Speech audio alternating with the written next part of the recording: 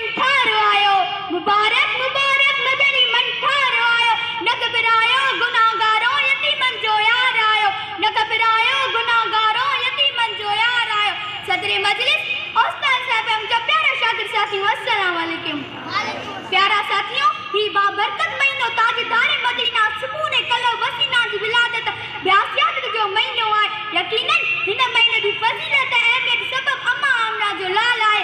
जनाब आला अल्लाह पाक जा लखी करोड़ करम जो पंहिंजे हबीब के असां ॾांहुं मोकिलियाई। जेकॾहिं पाण हिन दुनिया में न अचे न त इहा दुनिया बि वजूद में न अचे। या प्यारा साथियों, जंहिं राति महबूब जन हिन दुनिया में आया तंहिं राति मके जी सभिनी माण्हू पुट ॼणा ऐं मके जी वाद में हिकु अहिड़ो त नूर चमकियो छो अम्मा आमना मके शाम जूं माड़ियूं ॾिठियूं को शो ने हुन दिलबर लाइ असां मिलाद मल्हाई।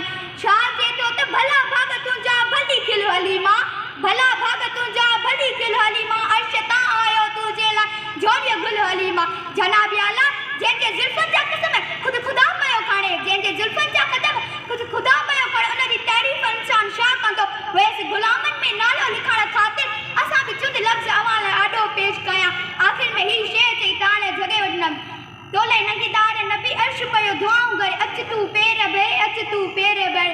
जिब्राइल आयो हली कयां हीअ बात भली, फिरी राह तूं न परे, अच तूं पेर भरे। मीर मुर्सल पइजी जॾहिं अर्श वियो, पेर कयां पंहिंजा ख़ाली ख़्याल दिल में ही कयो, हुक्म चयो ही रबी ओ मुंहिंजा महबूब नकी, ओ मुंहिंजा महबूब रबी जुती कर न पेर खां परे, अच तूं पेर भरे। मीराणी इमदाद जा साईं दर्द सभु दूर थियनि, हुनजे कखड़नि जे मथां पिरी तुंहिंजा पेर पवनि।